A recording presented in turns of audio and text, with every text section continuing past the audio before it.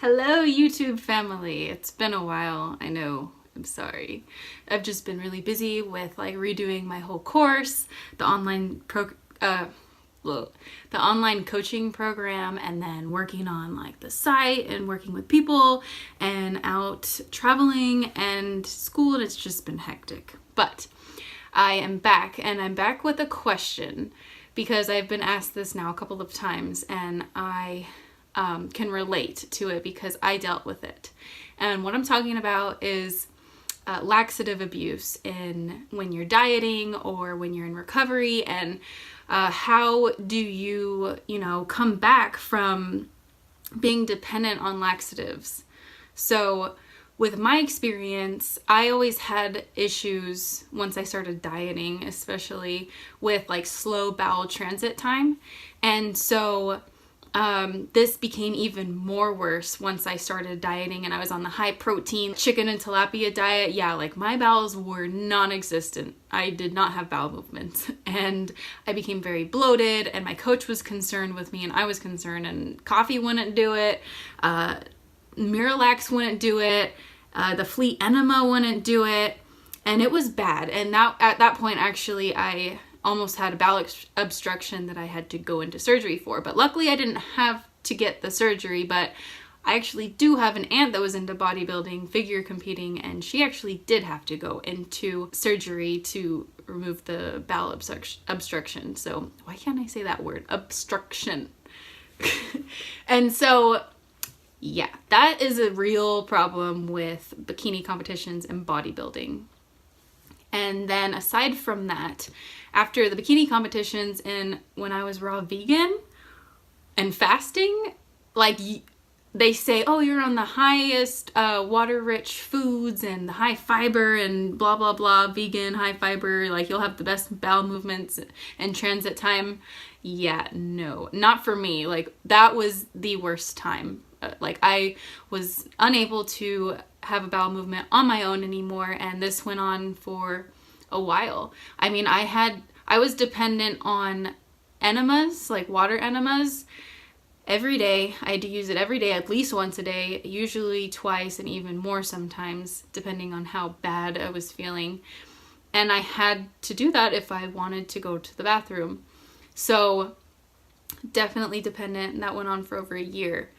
And so that was scary. And I remember someone came up to me and they thought I was just using enemas because it was a form of release or something. And I was like, no, it's literally because I can't have a bowel movement on my own.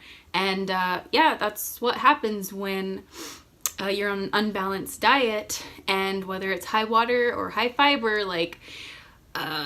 that doesn't matter. You need to be on a balanced diet. Every component, every macronutrient plays a part in your digestive tract. And so I won't get into that. If you want to read more about that, I have that all in my book. But I just wanted to answer this question on what I did to overcome the laxative abuse. Once I started to go into recovery, the thing that helped me transition off was, aside from the diet, was I had that magnesium. It was that magnesium calm or whatever.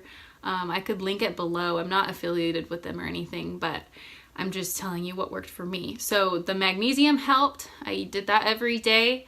And then what was the other? I used digestive enzymes because my digestive tract was just done. It was shot and it was not functioning, and I needed help not only digesting my foods, but that helps with evacuation, is being able to digest the foods properly. And in my disordered eating, orthorexia or whatever, the raw vegan, all of the foods in my stool came out looking like they went in. Nothing was digested. Everything looked undigested, and it was freaking me out. It scared me, and nobody had an answer for me. I remember reaching out to so many people, what's going on? I just ate a papaya and it looks like papaya just came out, not even digested one bit. Same with anything I ate. And so yeah, the magnesium helped, but then the digestive enzymes, I think it was Digestol by MRM or something, because not only did it have digestive enzymes, but it had triphala and ginger and peppermint. So that helped. And then I also used hydrochloric acid, so the HCl. And all of that helped to work together to get my digestive tract strengthened so it could be able to digest the food, which would in turn allow it to extract more energy and nutrients, which would help rebuild the whole digestive tract and the metabolism and just everything else in my body so it could all work synergistically again.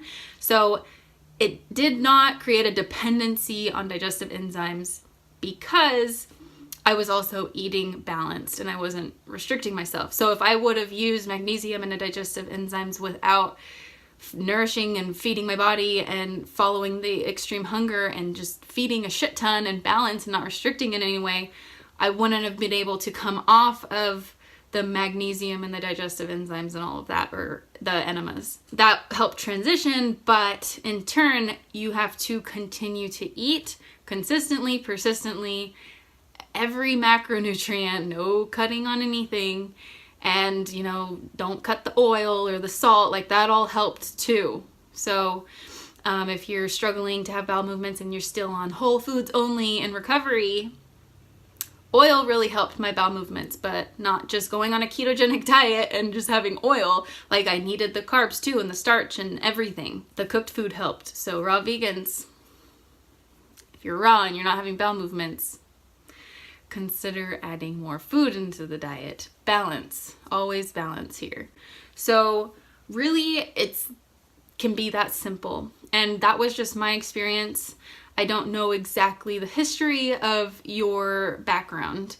So maybe if I was talking to you and I was working with you, like I could help figure out a different plan or whatever with you. But that's what worked for me, and that could work for you too. It takes time. Takes patience. Yeah, I mean, your digestive tract, your bowels, your small intestine, large intestine, that's muscle tissue. So just like with any other muscle, it's going to take time to build back up the muscle to be able to work efficiently on its own. You know, so you have to work it, because if you don't use it, you lose it, kind of thing, right? And if you're not giving it what it needs to properly function, then it's not going to be able to function properly, you know? So, yeah.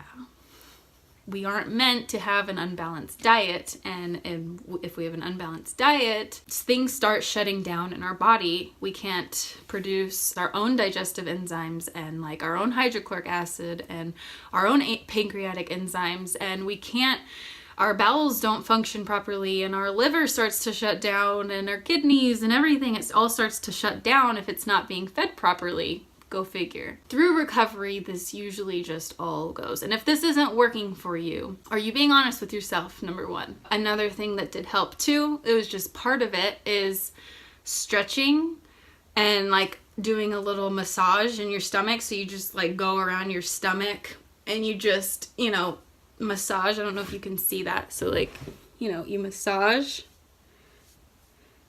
all the way around. And you do that when you're laying down first thing in the morning or before you go to bed. That helps, you know, if you're doing everything else. And then stretching. So you just do a forward fold and you touch your toes. That helps, you know, elongate that back spine, which is so close to your bowels. That seemed to really help me, is just doing the forward fold like before bed and first thing in the morning. And another thing, like if you're super stressed the fuck out all the time, that's going to affect your bowel movements. So stress reduction, if I was just under a lot of stress, like that definitely affects my digestion and my transit time and just the form of my bowel movement in general, you know what I'm saying? And then also another thing is, are you sucking in your stomach all the time? Because I know a lot of us, when we are focused on our body image and, you know, being bloated all the time and, you know, having that flat stomach or having the abs, we're sucking in to manipulate how we look. So whether it's in a photo or just walking around town, are you sucking in? Because that constricts everything. Things are not able to flow properly and function properly, and they can't just do their job in a tight constricted space. They need to flow. They need to just sit how they're supposed to be. And if you're sucking in, like, we're not meant to suck in our stomach all the time 24/7. If you have a habit of that, make a conscious effort to stop sucking in all the time and relieve that stress, because that's stressful too. So are you, you know, sucking in first thing in the morning or throughout your morning or whatever, throughout the day? get rid of that habit. And I know it can be uncomfortable in recovery because we're bloated. If you can practice that now, that would be very helpful for the future. Sooner or later, just break that habit. Just break that. That is not a good habit to practice. I remember when I was younger, when I first was introduced to sucking in my stomach, and I thought it was the weirdest concept. I was like, what? Because I think I was in 6th grade or 2nd grade or something, 6th grade. And some girl had been told by her mother that she needed to suck in her stomach all the time. So obviously the mom had been affected by this. And so she was projecting it onto her daughter in 6th grade. And so then that girl told me about it. And then at first I was like, what? Why? And then I tried to suck it in. I was like, why would anyone do this? This is uncomfortable. And it wasn't a habit to suck in. It was a habit to just be calm and relaxed.